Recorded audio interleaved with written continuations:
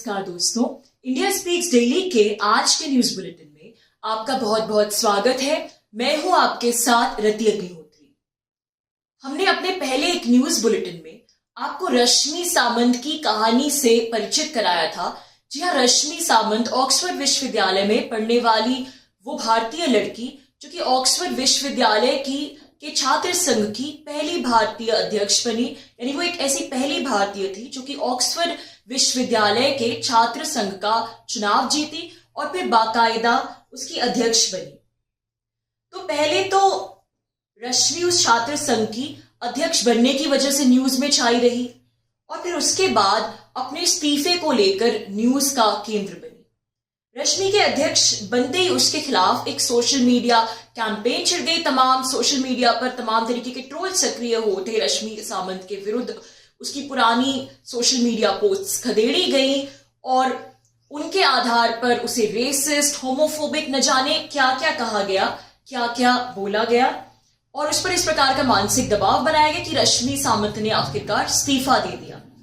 और फिर उसके इस्तीफा देने के कुछ समय बाद ऑक्सफोर्ड विश्वविद्यालय के ही एक अध्यापक ने उसके माता पिता की फेसबुक प्रोफाइल को स्टॉक करना शुरू कर दिया और उनकी फेसबुक प्रोफाइल पर एक डीपी थी, एक पिक्चर थी जिसमें जय श्री राम का फोटो फ्रेम लगा था और फिर इस फोटो फ्रेम के साथ वो खड़े थे उसके माता पिता और इस फोटो को लेकर बवाल मचा दिया ऑक्सफोर्ड विश्वविद्यालय की उस फैकल्टी ने। उस तस्वीर पर वर्चुअल तरीके से कालिक भी पोती गई और उनको और रश्मि को बाकी धर्मों के प्रति असहिष्णु, हिंदुत्व का एजेंट, नरेंद्र मोदी का एजेंट, पता नहीं क्या क्या कहा गया। तो ये तो थी पुरानी कहानी। अब इस कहानी को थोड़ा और आगे बढ़ाते हैं। रश्मि सामंत ने अपने माता पिता के साथ हुए दुर्व्यवहार के खिलाफ, उन्हें उनके हिंदू धर्म को लेकर जिस प्रकार से हैरेस किया गया, जिस प्रकार से ऑनलाइन रूप से प्रताड़ित किया गया, ट्रोल किया गया, उसके खिलाफ अपनी आवाज उठानी शुरू की और अपनी आवाज उठाने का माध्यम बनाया उसने सोशल मीडिया साइट ट्विटर को। और ट्विटर के माध्यम से वो लगातार हिंदू फोबिया को लेकर ट्वीट करने लगी, कॉलोनियलिज्म को लेकर ट्वीट करने लगी और इस बात को लेकर ट्वीट करने लगी कि किस प्रकार से ऑक्सफोर्ड विश्वविद्यालय में कॉलोनाइजेशन को अभी भी सपोर्ट किया जाता है, उसको ग्लोरीफाई किया जाता है। तमाम तरीके के ट्वीट करने लगी कि किस प्रकार से समाज में एक प्रकार का हिंदू फोबिया घर कर रहा है और बड़ी बौद्धिक शैली में ये ट्वीट्स किए, पूरे लॉजिक और आर्ग्यूमेंटेशन के साथ। रश्मि सामंत के किसी भी ट्वीट्स में किसी भी कम्युनिटी के खिलाफ, किसी भी समुदाय के खिलाफ कोई बात नहीं थी। बहुत ही जिसे कहते हैं इंटेलेक्चुअल ट्वीट्स थे, बहुत ही बौद्धिक भाषा में किए गए थे और इन ट्वीट्स को लेकर रश्मि को बहुत से समर्थक मिले। भारतीय समाज के एक बड़े हिस्से ने उसका समर्थन किया, उसके ट्विटर पर इतने सारे फॉलोअर्स हो गए और फिर ऑक्सफोर्ड की जिस फैकल्टी ने उसकी माता पिता की फेसबुक फोटो को लेकर इस प्रकार के शब्द लिखे थे, जो जय श्री राम वाली फेसबुक फोटो थी, उसको लेकर जो कुछ भी लिखा था, उस फैकल्टी के विरुद्ध भी उसके सपोर्टर्स जो है वो बातें करने लगे और उस फैकल्टी की जो गलत हरकत थी उसको लेकर भी रश्मि को समर्थन मिलने लगा, सपोर्ट मिलने लगा। और अभिजीत सरकार नाम के इस अध्यापक के विरुद्ध ट्विटर पर कुछ दिन पहले एक हैशटैग ट्रेंड होने लगा, डिसमिस अभिजीत सरकार के नाम से। यानी ट्विटर पर यह मांग उठने लगी कि अभिजीत सरकार के विरुद्ध ऑक्सफोर्ड विश्वविद्यालय को कार्रवाई करनी चाहिए, यहां तक कि उसके इस्तीफे की भी मांग उठी। और 8 मार्च को रश्मि सामंत का ट्विटर अकाउंट अचानक ही सस्पेंड कर दिया गया और ट्विटर द्वारा वजह यह दी गई क्योंकि चूंकि रश्मि ने जब ये अकाउंट बनाया था तो उसकी उम्र 13 साल से कम थी, जो कि ट्विटर की पॉलिसी से के अनुसार गलत है। 13 साल से कम उम्र के बच्चे अकाउंट नहीं बना सकते ट्विटर पर, तो इसलिए अकाउंट सस्पेंड कर दिया गया, जो कि एक बड़ी अजीबोगरीब सी बात है। बिल्कुल किस्से कहानियों वाली बात लगती है कि ट्विटर को अचानक से 10 साल बाद याद आया कि इस लड़की ने 13 साल की उम्र के पहले अपना अकाउंट बनाया था और जबकि रश्मि ने जितने भी इंटरव्यूज दिए उसमें उसने बताया है कि उसकी जो 13 साल की उम्र से पहले जो उसकी पोस्ट्स उसने की थी ट्विटर पे, वो सब पोस्ट्स उसने हटा दी थी। तो ये कितनी बेतुकी बात है कि अचानक से किसी का ट्विटर अकाउंट ब्लॉक कर दिया जाए, ये कह के कि उसने 13 साल से छोटी थी वो जब उसने अकाउंट बनाया था और वो भी ऐसे समय में जब वो लड़की हिंदू फोबिया को लेकर, कॉलोनियलिज्म को लेकर लगातार ट्वीट कर रही है और ऑक्सफोर्ड विश्वविद्यालय की आलोचना कर रही है कुछ मुद्दों पर। ऐसे समय में ये बहाना देकर उसका अकाउंट जो है, ट्विटर अकाउंट, वो ब्लॉक कर दिया जाता है। तो ये तो कुछ ज्यादा ही संयोग हो गया कि इसका जो टाइमिंग है वो इतना मैच कर रहा है। तो रश्मि के इंटरव्यूज के अनुसार, जैसा कि हमने कहा, उसने 13 साल की उम्र के पहले के सारे ट्वीट्स डिलीट कर दिए थे, हटा दिए थे, और वो ट्विटर के किसी भी नियम कानून का उल्लंघन नहीं कर रही थी। तो ट्विटर ने आखिरकार 36 घंटों के बाद, 36 आवर्स के बाद उसका अकाउंट फिर से रिस्टोर कर दिया, लेकिन उसकी सारी पुरानी पोस्ट हटा दी, डिलीट कर दी और उसके फॉलोअर्स 0 कर दिए। तो रश्मि की जो फैन फॉलोइंग है वो इतनी ज्यादा बढ़ चुकी है कि फिर एक दिन में ही उसके 1400 कुछ फॉलोअर्स हो गए दोबारा 0 से। तो रश्मि को खुद ऐसा लगा, और उसने कई इंटरव्यूज में कहा भी है, और ये बात सभी को लगेगी कि ट्विटर ने जो कुछ किया उसके खिलाफ वो एक सुनियोजित तरीके से उसके खिलाफ किया। ट्विटर ने उसको टारगेट किया, और जो कुछ भी वो ट्विटर पर अपने केस को लेकर पोस्ट कर रही थी, कहीं ना कहीं जो ट्विटर ने उसकी प्रोफाइल ब्लॉक की, उसके तार उससे जुड़े हैं। उसी बात को लेकर जो हिंदूफोबिया के बारे में, कॉलोनाइजेशन के बारे में, ऑक्सफोर्ड विश्वविद्यालय के बारे में जो पोस्ट कर रही थी, उसी वजह से ट्विटर ने उसकी प्रोफाइल को ब्लॉक किया और बहाना दिया कि उसने प्रोफाइल तब बनाई थी जब वो 13 साल से छोटी थी। फिर रश्मि के एक समर्थक ने ट्वीट कर दिखाया कि किस प्रकार से एक 11 साल की बच्ची का भी ट्विटर अकाउंट है, जो कि तथाकथित क्लाइमेट चेंज एक्टिविस्ट है, और उसके अकाउंट के खिलाफ तो ट्विटर ने कोई कार्यवाही नहीं की आज तक। तो कहने का अर्थ यह है कि ट्विटर शायद सिर्फ एक बहाना तलाश रहा था रश्मि सामंत के अकाउंट के विरुद्ध कार्यवाही करने के लिए।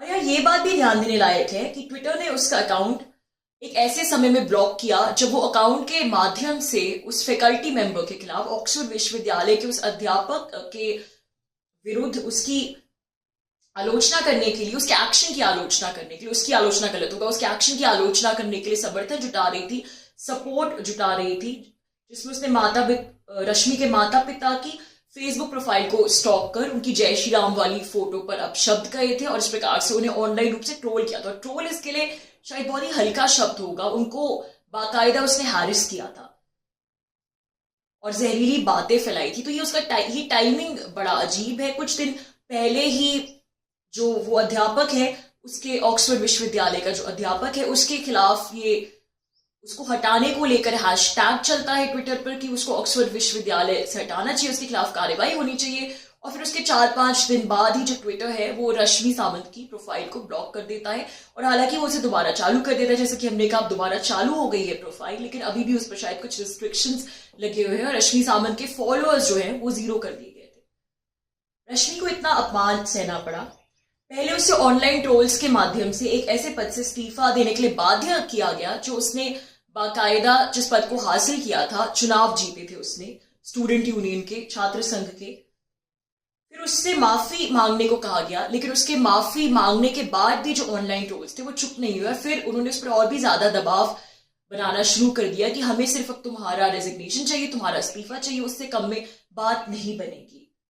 और फिर उसके इस्तीफा देने के बाद उसके माता पिता को पूरे प्रकरण में घसीटा गया, और उनके हिंदुओं ने को एक इशू बना दिया गया, एक मुद्दा बना दिया गया। उन्हें सार्वजनिक तौर पर सोशल मीडिया पर, जिसे कहते हैं, शेम किया गया।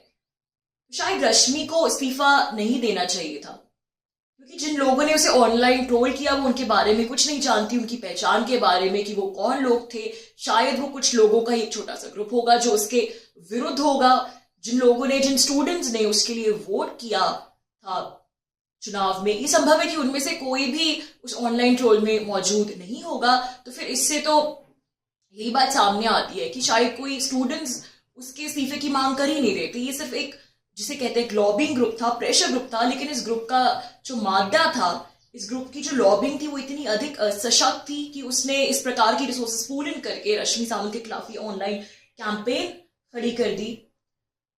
तो उसको शायद इस्तीफा नहीं देना चाहिए था, क्योंकि अगर रश्मि इस दबाव में नहीं आती और वो इस्तीफा नहीं देते तो ये ट्रोल्स उसके बारे में कुछ नहीं कर पाते। सिर्फ उसको कह देना चाहिए था कि हाँ, मैंने चुनाव जीते हैं और मैं इस्तीफा नहीं दूंगी, और फिर कुछ समय बाद ट्रोल्स जो है वो खुद ही शायद बंद हो जाते, चुप हो जाते।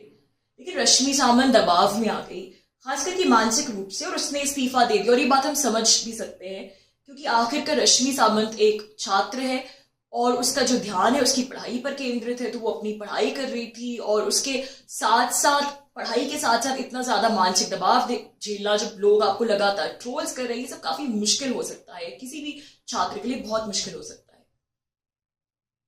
तो इसीलिए उसका इस्तीफा देना दबाव में आकर समझ में आता है। लेकिन जो समझ में नहीं आता वो है कि ऑक्सफोर्ड विश्वविद्यालय की जो चुप्पी है इस पूरे प्रकरण में, वो हैरानी में डालने वाली है। उनके मैनेजमेंट की चुप्पी। रश्मि सामंत ने वहां के छात्र संघ का चुनाव जीता था, जो कि औपचारिक रूप से उस विश्वविद्यालय के छात्रों को रिप्रेजेंट करता है। छात्र संघ उन्हीं की बॉडी है जिसको उनका मैनेजमेंट भी रिकॉग्नाइज करता है, जाहिर सी बात है। तो इस लिहाज से जो कुछ भी रश्मि के साथ हुआ, इसमें कहीं ना कहीं ऑक्सफोर्ड विश्वविद्यालय की भी जवाबदेही बनती है। हालांकि जैसा कि हमने पहले भी कहा था कि इसमें थोड़ी बहुत गलती रश्मि की भी है, क्योंकि इस्तीफा देने की एक्ट से उसने एक प्रकार का अपराध बोध स्वीकार कर लिया। अगर वो इस्तीफा नहीं देती छात्र संघ के अध्यक्ष पद से और उल्टा मैनेजमेंट से शिकायत करती, एक प्रकार से ऑक्सफोर्ड विश्वविद्यालय के मैनेजमेंट से कंप्लेन करती कि मुझे इस प्रकार से चुनाव जीतने के बावजूद भी मुझे इस प्रकार से ऑनलाइन रूप से हैरेस किया जा रहा है, ट्रोल किया जा रहा है, तो शायद कहानी कुछ अलग होती। लेकिन फिर भी जो कुछ भी ऑक्सफोर्ड के उस अध्यापक ने उसके माता पिता के साथ किया, इसे लेकर भी ऑक्सफोर्ड विश्वविद्यालय का मैनेजमेंट चुप है, उसके खिलाफ भी कार्यवाही नहीं कर रहा। ये बात हैरानी की है, क्योंकि रश्मि का निजी मामला नहीं है, उसका पर्सनल मैटर नहीं है। ये मामला ऑक्सफोर्ड विश्वविद्यालय के छात्र संघ चुनाव से जुड़ा है। ऐसा चुनाव जिसमें एक भारतीय लड़की जीती और फिर होमोफोबिक और रेसिस्ट होने के ट्रोल से लेकर जो बात है वो उसके माता पिता के धर्म तक पहुंच गई, उनके हिंदू होने तक पहुंच गई। अभिजीत सरकार, फैकल्टी मेंबर जिसने रश्मि के माँ बाप की प्रोफाइल पर ये सब कुछ किया था, लिखा था, वो अभी भी वही कार्यरत है। उसके इस्तीफे की मांग करना तो दूर की बात, उसके जो एक्शंस हैं उनको लेकर कोई भी विमर्श भी नहीं हो रहा, कोई भी चर्चा भी नहीं हुई शायद ऑक्सफोर्ड विश्वविद्यालय में। अगर पश्चिमी देशों की भाषा में कहें तो तथाकथित अध्यापक एक छात्रा को वो स्टॉक कर रहा था, उसको बाकायदा एक छात्रा को ऑनलाइन स्टॉक करना, उसके परिवारजनों की निजी जानकारी को ढूंढना और फिर उन्हें इस प्रकार से सार्वजनिक मंच पर शेम करना और उस लड़की को और उसके पूरे परिवार को इस प्रकार से ऑनलाइन सार्वजनिक मंच पर हैरेस करना, ये सब कानूनी तौर पर भी एक अपराध ही है।